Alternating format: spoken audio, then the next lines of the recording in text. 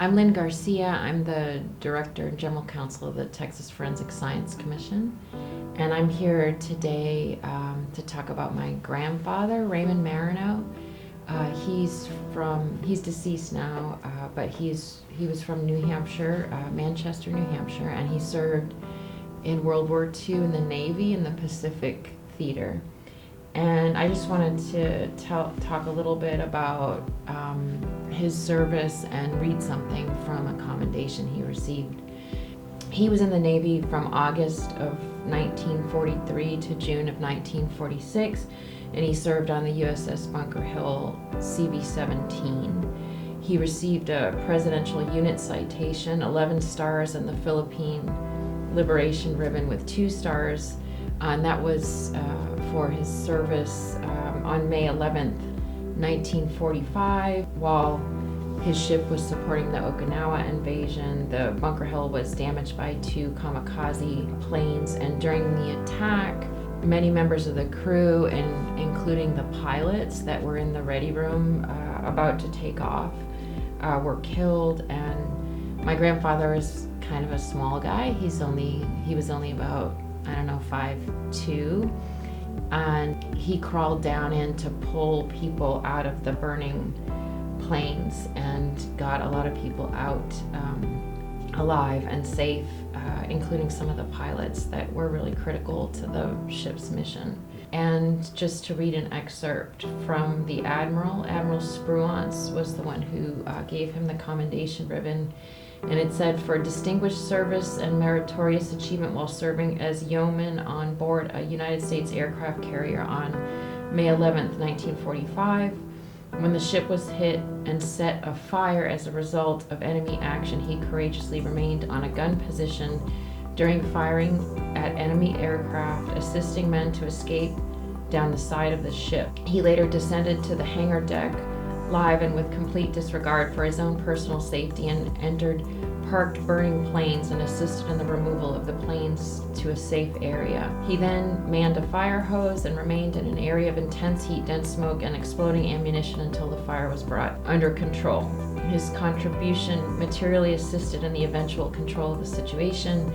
His determination and courage was in keeping with the highest traditions of the United States Naval Service." And, for me growing up, my grandfather talked about the war all the time.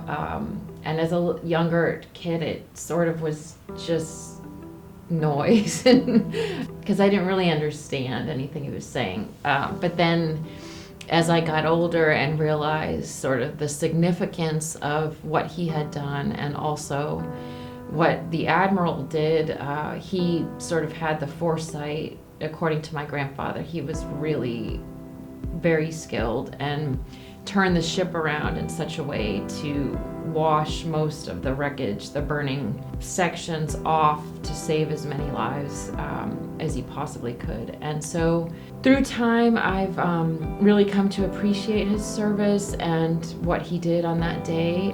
We are in Texas now, and in Fredericksburg, there's a museum that is dedicated to the Pacific Theater. And so it's the Admiral Nimitz Museum, and if you haven't gone, it's definitely worth going. And so we had a plaque put up.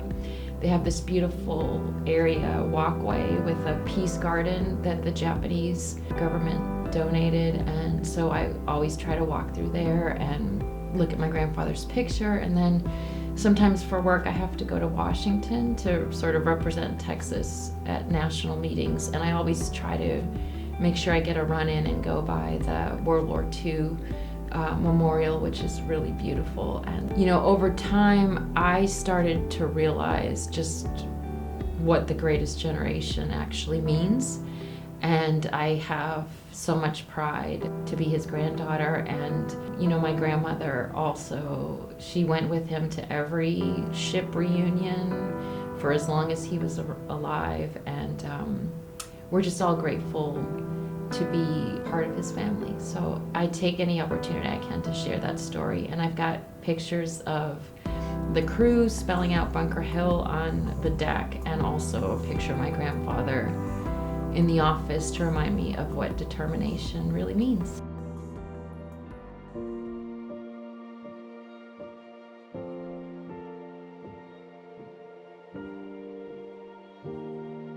I'm Jennifer Henry. I work for Finance and Operations.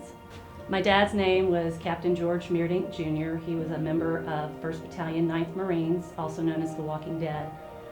On his first tour in Vietnam, he was aide-de-camp, which is equivalent to being a special assistant to the second in command of the entire Marine Corps over in Vietnam. In his second tour, they asked him, what do you want to do? Where do you want to go? You can name wherever you want to go. And he decided he wanted to be on the front lines with the men. So he was engaged in Operation Dewey Canyon. He and 5 of his men were doing a reconnaissance mission on the Cambodia-Laos border, and they were on the hilltop, and they hear a diesel engine start up down below. And seconds later, they were hit with artillery fire, and everyone died except one man. My father was one that was killed. He was 33 years old. He was killed at 4 o'clock in the afternoon. He died instantly. So I found the virtual Vietnam Memorial Wall webpage, found his page, and there were some postings out there from people that thanked him for his service or that they knew him. There was one in particular that really grabbed my attention.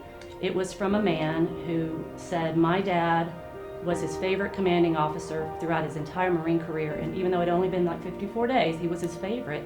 He was trying to find Captain Meerdink's family because he wanted to find out where he was buried so he could pay his respects. So I emailed him. This post was 2 years old, so I was kind of thinking, oh, I hope he's still out there. I emailed him, and he got so excited, and we ended up talking on the phone.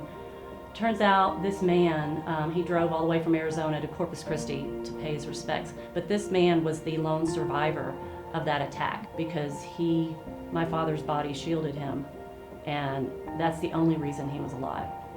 So we got in touch. My brother and I met him for dinner when he came back through Austin to head back to Arizona. Found out all kinds of things about my dad I never knew. As a leader and a Marine captain, found out he was published in 2 books. One of them, this Don't Tell America, because the mission they were on, they were not supposed to be there. So he's mentioned in this book. And then this one I'm really proud of. This is written by Colonel Wesley Fox, who's a well-known Marine, a Medal of Honor recipient. It's 6 essential elements of leadership, and he mentions my dad in this book too. So that was fascinating. I never knew anything about that. Captain Moyer was his name, and he invited my brother and I to go to a 1st Battalion, 9th Marines reunion in San Antonio several years ago. So I was able to meet 9 more men that knew my dad and served with him. And during that dinner, there was a gentleman sitting at a table, and he had his head down. So I sat down next to him and I asked him, "Are you okay?" And he looks up at me, and he had tears just streaming down his face. And I said, "Oh my goodness, are you okay? What's the matter?" And he said, "I was the medic that was first on the scene when your dad was killed, and we just absolutely loved your father. And I'm so sorry I couldn't do anything to save him." And I was all like, "Oh, please don't be upset. My brother and I were fine. Everything is okay.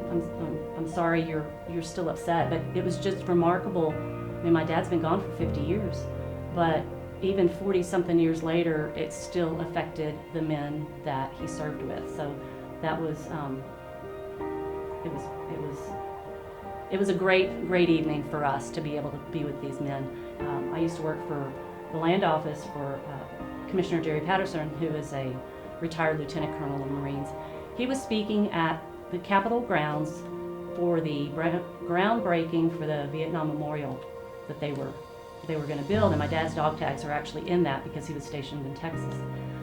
But I was standing there listening to Commissioner Patterson, and I see this man in front of me, and he's wearing a vest, and it has 1st Battalion, 9th Marines and the Walking Dead logo, which is a skeleton with a sickle.